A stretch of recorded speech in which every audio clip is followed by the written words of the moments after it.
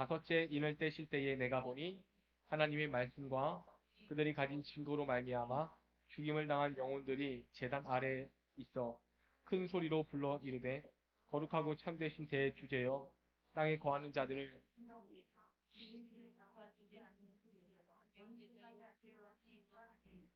각각 그들에게 흰 두루마리를 주시며 이르시되 아직 잠시 동안 쉬되 그들의 동무 종들과 형제들과 자기들처럼 죽임을 당한 그 수가 차기까지 하라 하시더라.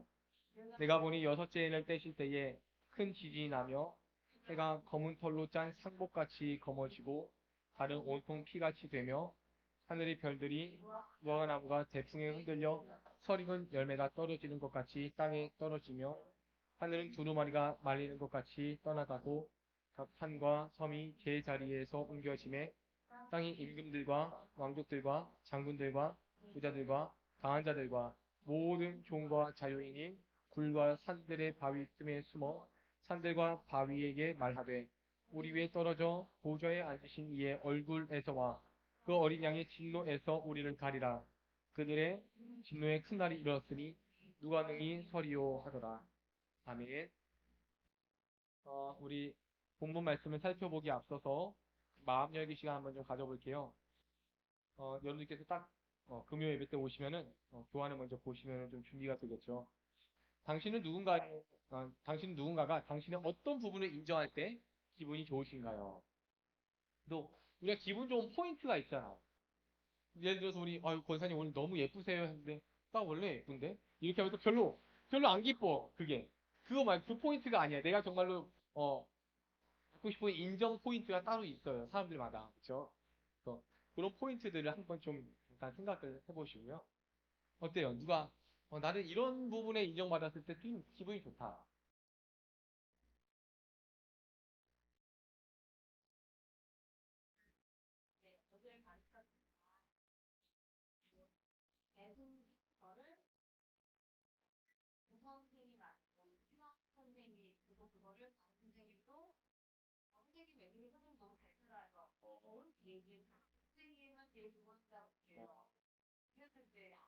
기분 제일 좋아요. 좋죠. 또 있으세요?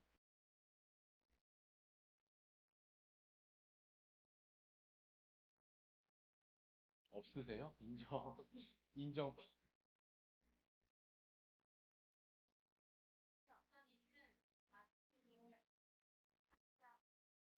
맡겨진, 어, 네. 이게 내 일에 대한 또 성취 결과죠. 그죠? 맞습니다. 또 있으세요? 네, 네.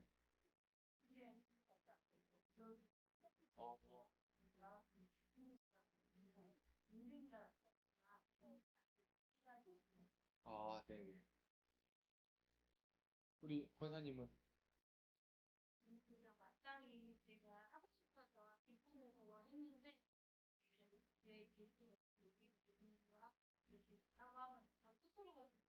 네,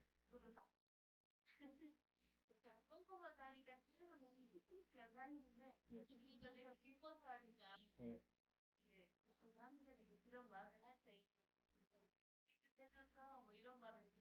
네. 그렇죠. 저는 저는 언제일 것 같아요? 제가 기분 좋을 때가.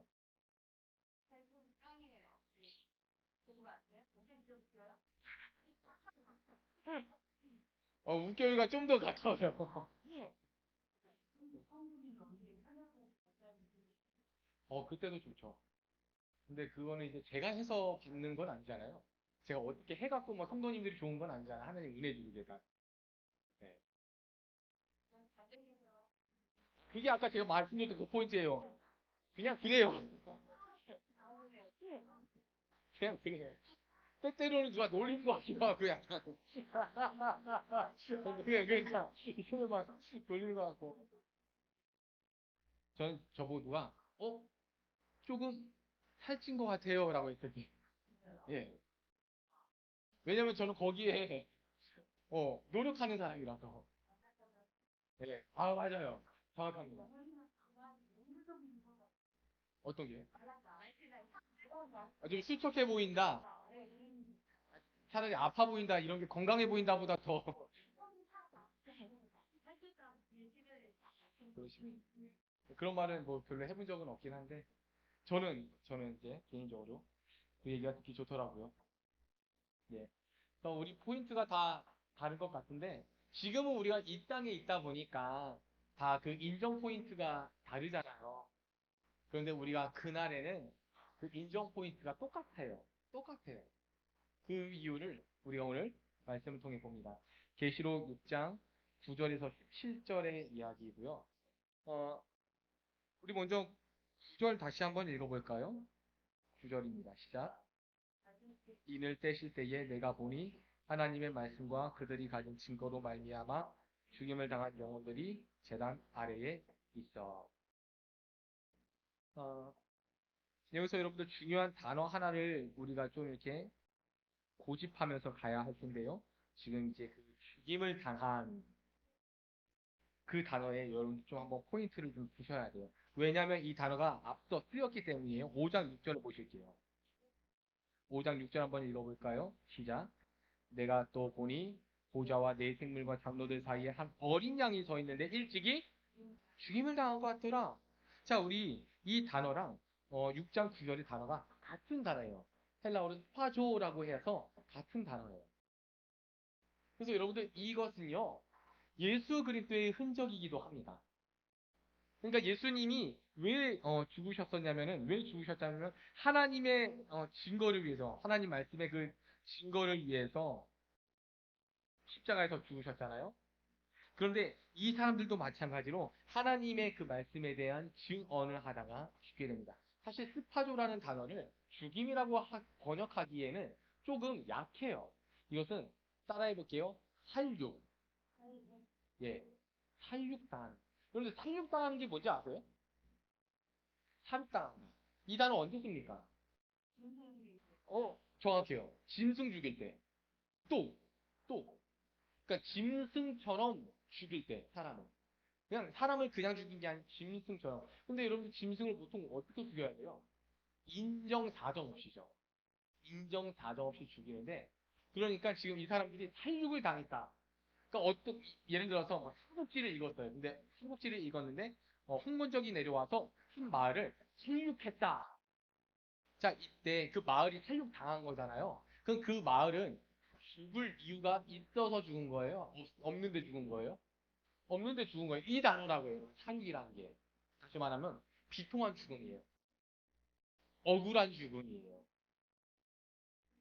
예수님께서 왜 죽으셨어야 돼요? 그분은 정말로 어떻게 보면 억울한 죽음, 비통한 죽음 아닙니까? 그분이 무슨 죄가 있어서 죽어야 했습니까? 그 죽음이에요. 죽을 이유가 없이 죽어야 했던. 여러분 우리 6장 4절도 한번 보실게요. 6장 4절입니다. 시작. 이에 다른 붉은 말이 나오더라. 그 천자가 허락을 받아 땅에서 화평을 지하여 버리며 서로 죽이게 하고. 자, 여기서 또 죽임이라는 단어가 역시 똑같은 단어로 쓰였었는데 여기서는 왜 죽임을 당하냐면 이제 화평이에요. 화평. 근데 평화가 아니에요. 평화랑 화평은 달라요. 평화는 영어로 피스고 화평은 피스메이커예요. 피스메이크예요. 그래서 그러니까 평화를 만들어가는 거. 화평을. 그러니까 중재죠. 중재 일종의. 그거 하다 죽는 거예요. 그러니까 우리나라 속담에 마치 고래 싸움에 새우등 터진다고 지금 이 크리스천들이 왜 죽어야 했냐면은 평화를 외치다가 죽었다는 겁니다. 평화를 외쳤기 때문에. 그래서 우리는 이분들을 두고 순교자고 부르죠.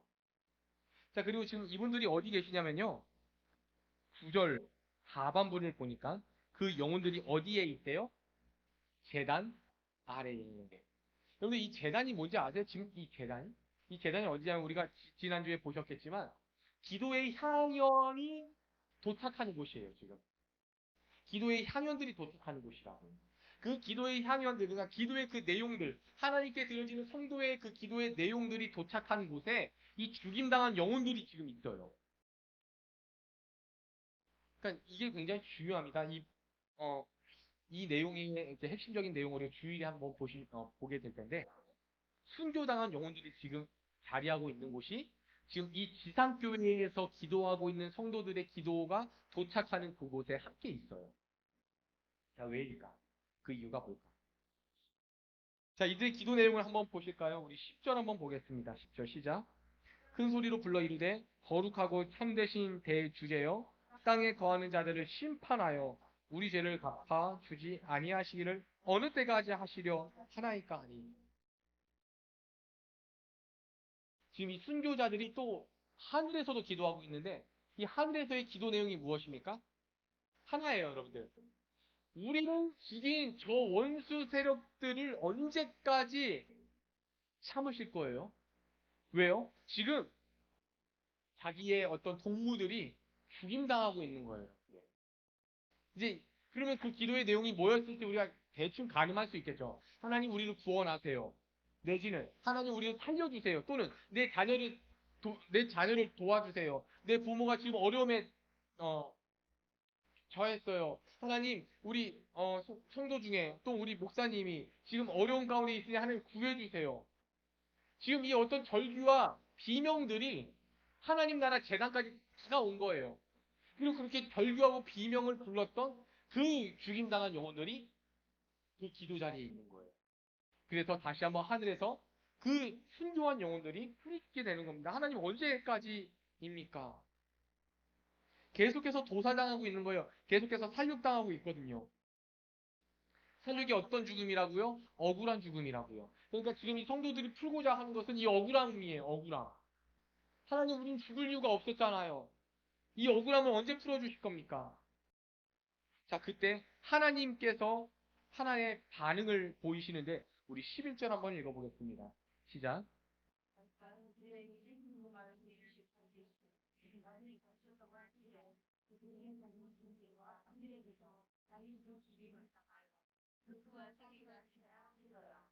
아멘. 자, 지금 하나님께서 이 어린 양께서 무엇을 주시죠? 예, 흰 두루마리. 흰 두루마리. 그러니까 흰 옷을 주십니다. 흰 옷을 주시는데 이거 무슨 의미일까요, 여러분들? 일단 여러분들 우리가 그냥 구약 성경에서 있었던 흰색을 한번 생각해 볼게요. 흰색이 뭘 상징할까요? 순교, 뭐 비둘기 또는 마태복음에서 예수님이 변화산에서 기도하시고 어떻게 됐대요? 옷이 하얗게 희게 됐다. 그러니까 이게 다 무슨 뜻일까요? 여러분들 희다, 순결, 의롭다. 하나님이 의롭다라고 인정하실 때 흰옷을 입고 계시죠. 그러니까 지금 이 순교자들의 기도가 내용이 뭐라고요? 결국엔 하나님 나 억울해요잖아요. 하나님 나 억울해요. 하나님 나 정말 이렇게 죽임당할 상황 아니었는데 나 억울해요. 저 사람들도 억울해요. 내 동무들도 억울하고 땅에 있는 자녀들도 억울해요. 라고 기도하고 있어요. 근데 하나님이 어떻게 지금 반응해 주시는 거예요? 내가 알아. 너희들이 옳았어. 너희들 의로운 거 내가 인정해. 그래서 여러분들 우리가 그날에 받게 될 인정 포인트는 여기 하나입니다. 우리가 이 땅에서 조금 억울할 수 있어요. 이 땅에서 조금 모함을 겪을 수도 있고요. 음해를 당할 수도 있을 것 같습니다. 하지만 결국에 우리가 그날에 하나님 앞에 받게 될 그 보상은요. 먼저 하나님의 인정하심이에요. 그러면 세상에게 인정받으려 하지 마세요.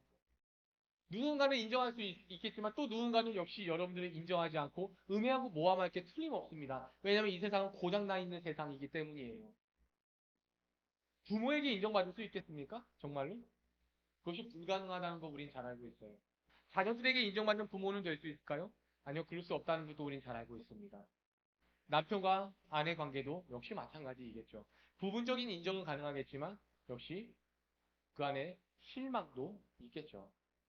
그래서 우리의 모든 궁극적인 그 인정의 가치와 포인트는 하나님께서 우리에게 베푸신 그날의 상급으로 빚어져 가게 되는 것입니다. 그래서 여러분들 결국에 하나님께서 그러면은 자 예를 들어 볼게요. 지금 이 성도들이 어떤 기도했을까? 자 한번 우리 한 사람씩 지금 내가 지상에서 순교의 어떤 고통을 당하고 있어요. 우리 교회가 로마의 어떤 세상의 압제를 당하고 있어요. 어떤 기도 하시겠어요? 지금 어떤 기도? 하나님 언제까지입니까? 또 상해 주세요. 또 우리 지켜달라고. 아 너무 순하시다 다들. 어떻게 해요? 그거예요 그거. 저거 다 풀어주세요. 저거 그냥 아주 그냥 삐삐삐삐삐 그거예요 여러분들. 그러니까 그렇게 기도했을 거라고 틀림없이 하나님 저 로마 제국을 그냥 없이 하소서 기도했을 거라니까요. 틀림없이 우리가 시편에도 그 바벨론 시를 보면 그런 기도 하잖아요. 저들이 빌어먹게 하시고 저 어린 자녀들을 바위에 메어 쳐 죽이는 자가 복대도 당하게 하소서 뭐 이런 기도를 하잖아. 그러니까 유대인이 분명히 그렇게 기도했을 거라고요. 그런데 하나님 어떻게 하셨다고요? 그거를 오케이 인정하셨다고요 여러분들. 별로 안 놀랍죠? 잘 보세요 여러분들. 하나님의 심판 계획과 구원의 역사가 누구를 통해서 이루어집니까? 성도의 기도를 통해서. 문제는 뭐냐면 성도가 이 땅의 것만 두고 기도한다는 거예요. 지금 성경에서의 이 성도들은요. 지상 성도와 천상의 성도가 똑같은 기도했거든요. 지상교회와 천상교회가 똑같은 기도를 했는데 어떤 기도예요? 악에 대한 심판과 의에 대한 구원이라고요. 그래서 예수님이 우리에게 간절하게 정말로 피를 토하는 심정으로 가르쳐 준 기도가 뭐죠? 먼저 그의 나라와 그의 의를 구하라. 그 다음에 이 땅의 것이 더하리라 하셨는데 불구하고 우리는 늘 이 땅의 것, 내 안의 것 그런 것들을 구하고 있죠. 이것이 우리가 먼저 기도의 내용이 바뀌어야 할 포인트입니다. 어, 우리 12절에서 13절 말씀도 보겠습니다. 시작. 내가 보니 여섯째 인을 떼실 때에 큰 지진이 나며 해가 검은 털로 짠 상복같이 하늘의 별들이 무화과 나무가 대풍에 흔들려 설익은 열매가 떨어지는 것 같이 땅에 떨어지며 어, 그래서 첫째 인에서 넷째 인까지는 말들이 나왔었어요. 기억하시죠? 청황색 말도 있고 검정 말도 있고 흰 말도 나오고 막 그랬었거든요.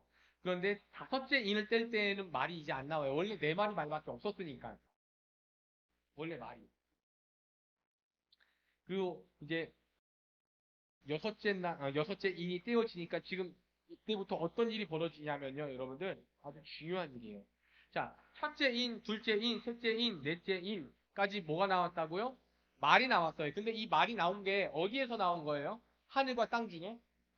하늘에서 나온 거잖아요. 그렇죠? 하늘에서 나왔어요. 그리고 그 죽임당한 영혼들이 지금 어디 있어요? 하늘에 있어요? 땅에 있어요? 하늘에 있죠. 근데 여섯째 인을 떼니까 이제부터 어떤 이야기가 벌어져요? 땅의 이야기가 벌어지는 거예요, 여러분들. 땅의 이야기가. 이게 무슨 이야기일까요, 여러분들? 지금 의인들의 기도가 시작됐죠, 드디어. 이 천상에서 억울함을 토하는 의인들의 기도가 시작됐어요. 그 기도를 하나님 들으시고 인정을 해주시고 이제부터 무엇을 하냐면 땅의 권세자들, 그 땅의 권력의 모든 능력을 도말하기 시작하십니다. 그러니까 우리가 기도해야 할 내용이 여기 있는 거예요, 여러분들. 우리가 이 땅에서 고통받는 걸 막 이렇게 막 무섭다 어쩌다 이럴 게 아니라 하늘의 아버지 하나님께 당당하게 구할 수 있는 거예요. 하나님께서 약속하셨으니까. 그래서 여러분들 결국에는 하나님의 이 하늘 권세가 움직이기 시작할 때 땅의 권세가 힘을 잃게 된다라는 성경의 약속인 겁니다. 그때 우리는 하늘 권세를 움직여야 돼요. 어떻게 해요? 기도함으로써. 하나님의 약속을 신실하게 붙잡고 하나님의 구원하심과 하나님의 심판하심을 확신하며 하나님 앞에 기도하게 될 때에 하늘 권세가 움직이게 되고 이 땅의 권세가 힘을 잃게 되어지는 겁니다. 그럼 여러분들 이 땅의 권세 특별히 12절 13절 보면 뭐 여러 가지 이야기들이 있어요. 그런데 저는 아직 뭐 수준이 거기까지 가지 못해서 뭐 이게 해가 검은 털로 또는 뭐 달이 온통 피로 하늘의 별들이 떨어지고 이걸 하나하나 제가 뭐 이야기할 수 없겠지만 과연 이게 뭐 진짜 하나하나 메시지를 담고 있는가 그런 생각도 좀 하는데 결국 여러분들 이거 생각해 볼게요. 해가 빛을 잃고 달이 빛을 잃고 밤하늘이 빛을 잃었대요. 어떻게 되는 거예요? 어둠의 세대, 어두운 세상. 재앙입니다. 결국 아무것도 보이지 않는. 그러니까 이들의 앞날이 깜깜하다는 겁니다. 이들의 앞날이 깜깜해요, 이제. 어떤 사람들입니까? 15절 읽어볼게요. 15절입니다. 시작.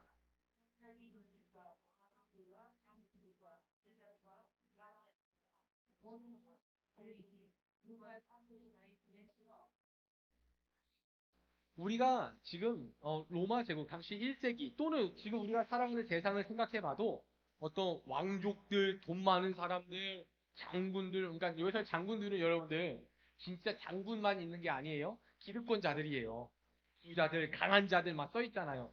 자, 여기까지는 우리가 인정하겠어요. 맞아, 이놈들 내가 심판받을 줄 알았어. 이 나쁜 놈들. 내가 언젠가 하나님이 이렇게 벌하실 줄 알았어. 이렇게 읽다가 그 강한 자들 다음에 누가 나와요? 모든 노예들. 그리고 모든 자유인들. 그러니까 하나님의 재앙에, 하나님의 이 심판에 피할 수 있는 대상군이 없어요. 어? 하나님께서 노예들과 자유인들도 이렇게 하신다고요? 그러니까 우리가 여러분 때때로는 우리가 누군가를 우리가 함께 구제합시다. 아유 내가 누굴 구제할 형편이니까 내가 구제를 받아야지. 뭐 이런 식으로. 그러니까 지금 여기서도 마치 우리는 아니 마치 노예나 어떤 서민들과 어떤 나그네들 이런 사람들은 그냥 하나님의 사랑만 받는다고 생각해요. 그렇지 않다라는 거예요. 하나님이 하나님 자녀를 아끼는 건 분명하지만 무조건 가난한 사람을 사랑하고 무조건 배우지 못한 사람을 사랑하고 무조건적으로 나그네를 사랑하는 것은 아닙니다. 그럼 여러분들 임금, 왕족, 장군, 부자, 강한 자 여기까지 우리가 공통적으로 생각할 수 있는 어떤 맥락이 있는데 지금 여기에 종들과 자유인들이 섞였어요. 그러니까 이제는 공통점을 찾기가 좀 어려워요. 어?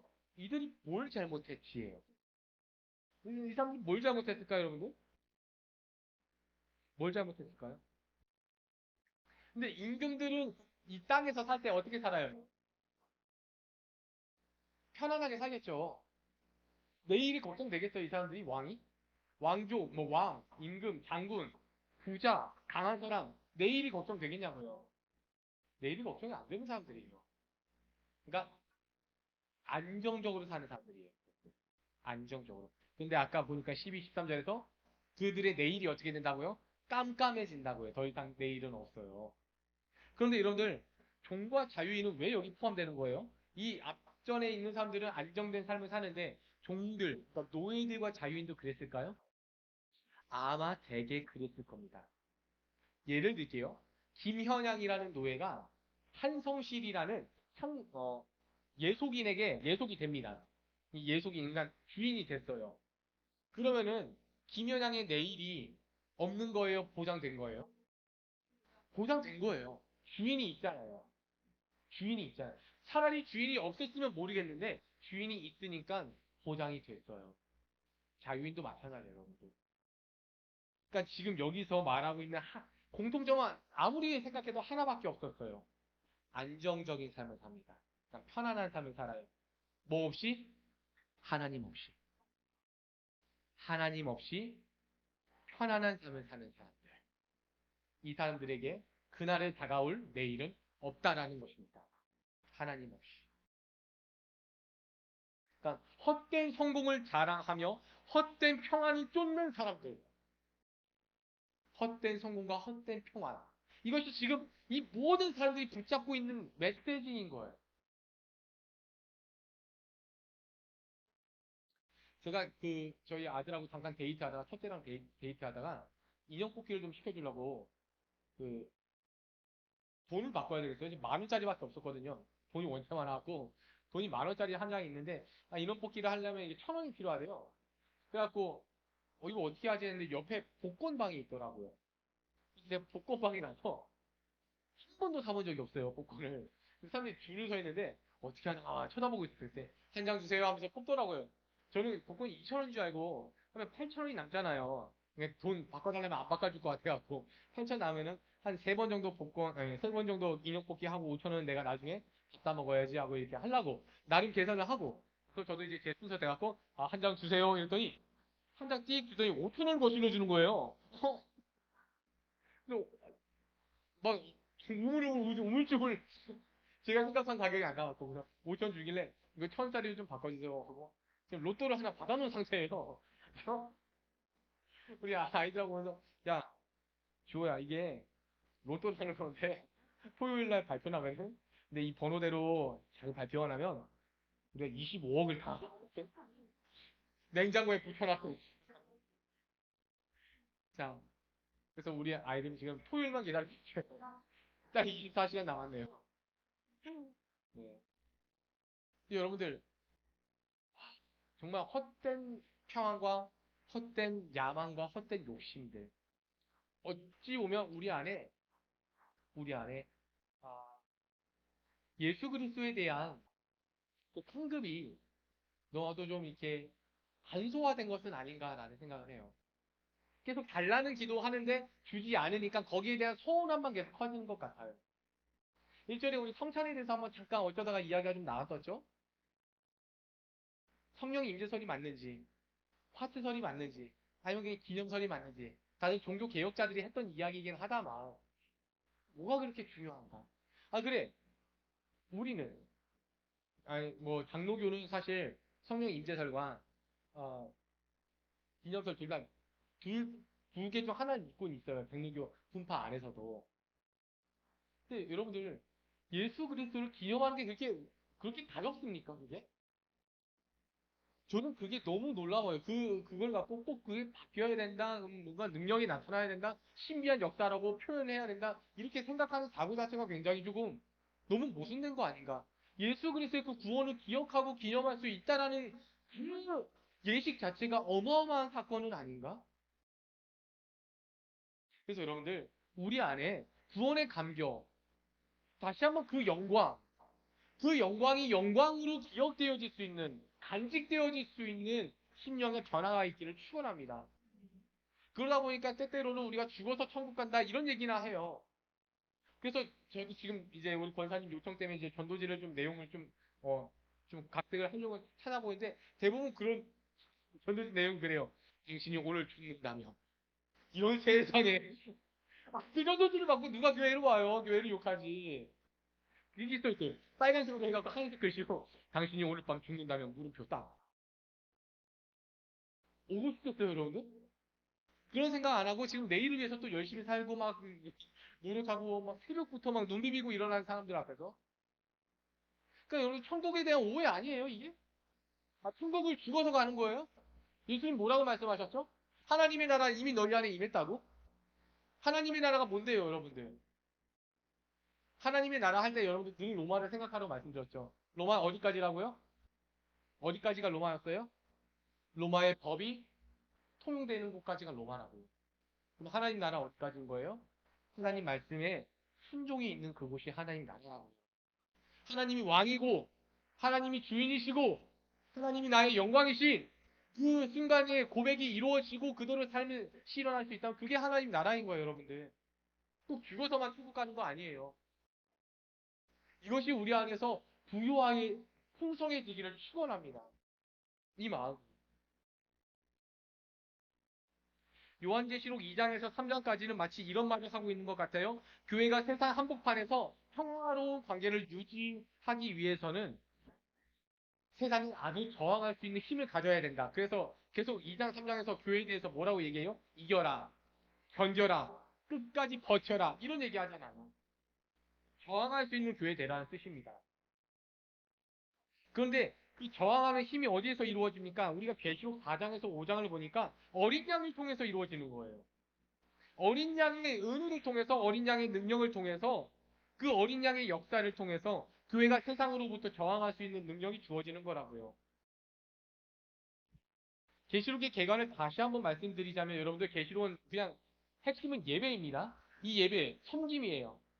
누구를 향해 섬길 것이냐? 거룩한 성 새 예루살렘이냐? 아니면 큰 성 바벨론이냐? 근데 아십니까? 바벨론을 말할 때 계시록은 늘 뭐라고 말해요? 큰 성이라고 해요. 그레이티스라고 얘기해요. 사람들은 뭘 좋아해요? 큰 거 좋아해요. 작은 교회보다 큰 교회 좋아해요. 작은 부목사들보다 담임 큰 목사들 좋아해요. 저는 여기서부터 한국 교회는 개혁이 일어나야 된다고 봐요.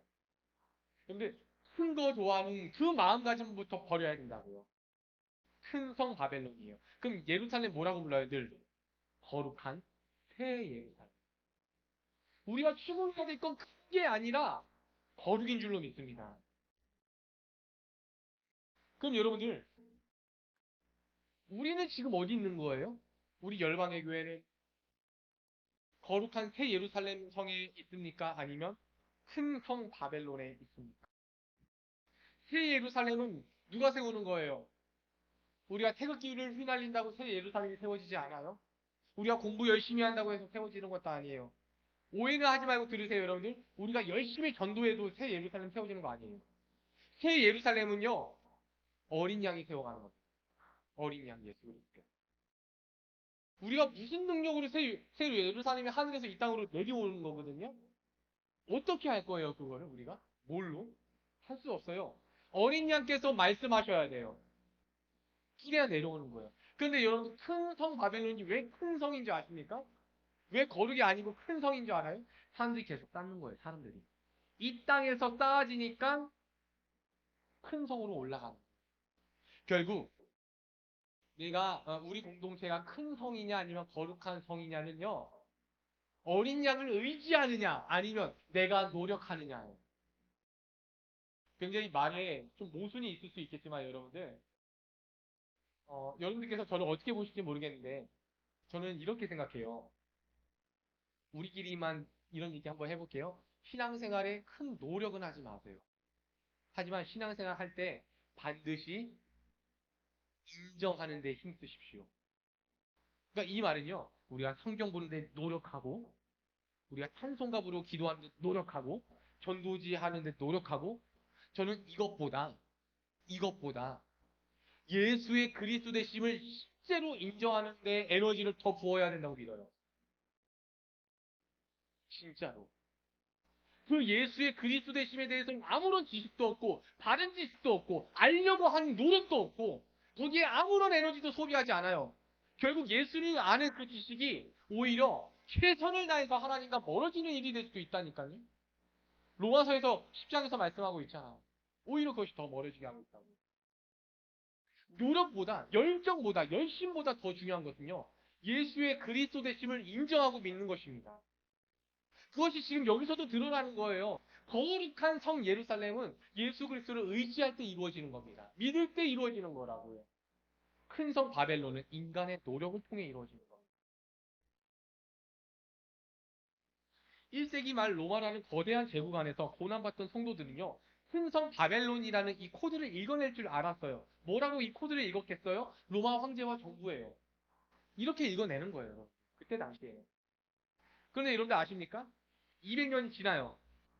200년이 지나고 나니까 그때부터 큰 성 바벨론이 달라졌어요. 해석이. 왠지 아세요?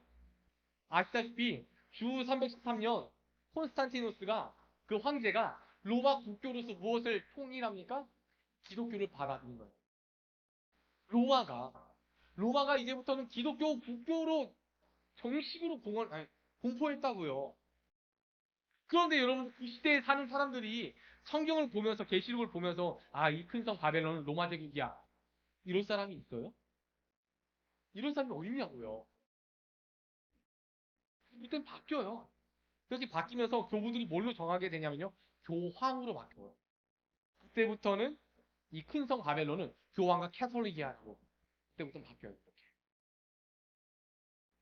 근데 여러분들 이게 또 웃겨요. 종교개혁이 그래서 일어났잖아요. 이 큰 성 바벨론이 교황이야. 이 음료가 교황이고 큰 성 바벨론이 캐톨릭이야. 이렇게 종교개혁자들이 해석해서 종교개혁이 일어나게 되니까 그때부터 개신교가 만들어지잖아요. 근데 아십니까 여러분들? 그렇게 종교개혁으로 독일 교회가 세워졌잖아요. 유럽 교회가 세워졌잖아요. 그런데 그 독일 교회가 90%가 아돌프 히틀러니 그리스도를 추앙하기 시작해요. 그래서 그때부터는 이 큰 성 바벨론을 누구라고 해석해요? 독일 교회와 나치 세력들, 히틀러라고 해석하기 시작합니다. 그러니까 여러분들 이게 자꾸 바뀌어요 지금. 자꾸 바뀌어요. 우리 예전 저 어렸을 때는 이거 666이었어요. 컴퓨터랑. 666이랑 컴퓨터였어요.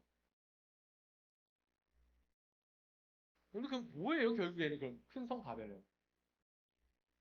큰 성 바벨론이 다 지금 우리가 오늘 읽었던 15, 16절에 있어요. 그 사람들이에요. 그 사람들이 모이면 큰 성 바벨론이에요. 볼게요, 여러분들. 아, 이 사람들이 하나로 묶을 수 있는 이야기가 있겠죠.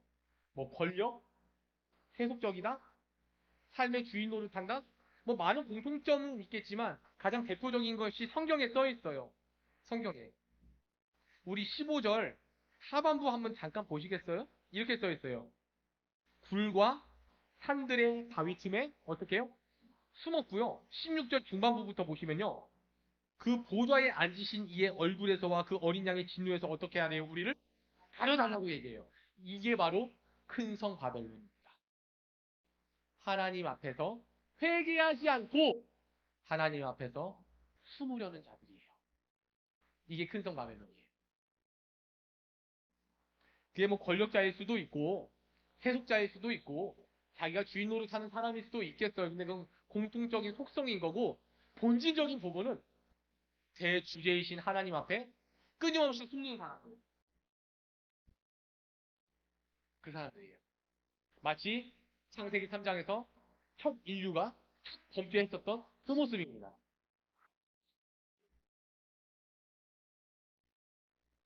그렇다면 여러분들 이제 우리가 결론부를 함께 봐야 할 것 같은데요. 과연 우리 세대, 우리 교회는 이러한 죄악으로부터 우리가 어떻게 저항하면서 살아야 하는가? 계시록 2장과 계시록 3장에서는 끊임없이 교회가 이겨야 된다, 이겨야 된다 이렇게 막 코치가 외치고 있잖아요. 끝까지 달려가라고. 또 말씀드렸었지만 교회는 아니 계시록은 예배를 누구한테 드릴 거냐, 누구를 섬길 거냐 이 주제예요. 로마냐, 아니 세상이냐 어린 양이냐, 세상이냐 어린 양이냐. 그럼 여러분들 지금 이 시대는 이 시대 우리가 살아가는 이 세상은 로마 제국과 같은 모습이 없나요? 로마 제국 같은 모습들. 성공, 물질, 자랑, 경제, 아름다움. 어쨌든 자, 이 모든 것들을 합쳐갖고 이것이 나는 없어요. 나는 돈도 없고 인맥도 없고 재능도 없고 지식도 없고 아름다움도 없어요. 그럼 내 마음에 딱 뭐가 들어와요 지금? 두려움이 들어오죠. 두렵죠. 나 어떻게 살지 하고 두렵잖아요. 불안하다. 그래서 여러분들 세상이 가지고 있는 검의 이름이 바로 두려움이에요. 마치 골리앗 같아요. 골리앗. 그래서 7교회 중에 많은 교회들이 그 세상의 두려움 앞에서 저항하지 못하고 넘어져가는 그 모습을 보고 예수께서 끊임없이 다시 한번 재촉하시고 야단치시고 위로하시는 거 아니겠습니까? 우리 열방의 교회도 마찬가지인 것 같아요. 우리 열방의 교회도 아름다움도 없고 지식, 경제, 재능 뭐 여러 가지가 없어요. 좀 여러 가지가. 그래서 대부분의 성도들께서 교우들께서 두려움도 있고 불안도 있어요. 그 두려움과 불안의 주체가 누구예요? 세상인 거예요. 주일 또 주일이라는 제목으로 계시록 1장에서도 동일한 결론이었고 오늘도 같은 결론인데요. 두려움의 대상이 바뀌지 않으면 우리는 여전히 세상을 예배하고 있는 것입니다. 예배에 대한 핵심 감정이 뭐냐면 경외예요. 예배의 핵심 감정이 경외라고요. 여기에서 시작해요.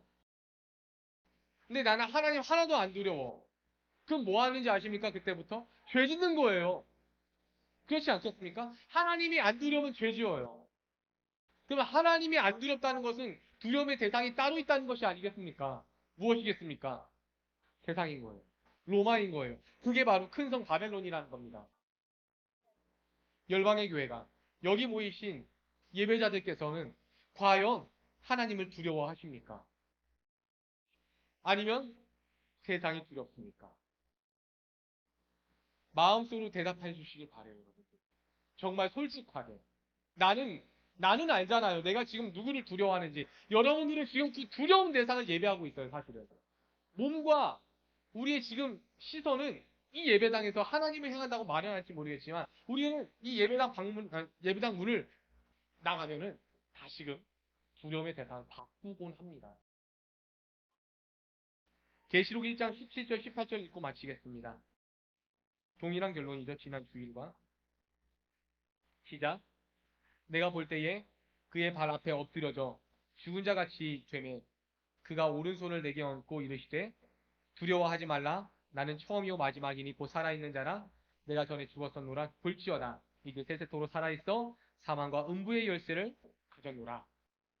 자, 이 말씀처럼 모두가 주님을 두려워하고 우리의 모든 희노애락 가운데서도 주님을 경외하며 그렇게 해서 주님의 위로하심과 주님께서 공급해 주시는 거룩한 새 힘을 얻고 새 생명의 삶을 살아낼 수 있는 열방의 교회로, 그리하여 주님의 얼굴을 피하는 교회가 아니라 주님의 얼굴을 구하는 교회가 될 수 있도록 주님의 이름으로 축원합니다.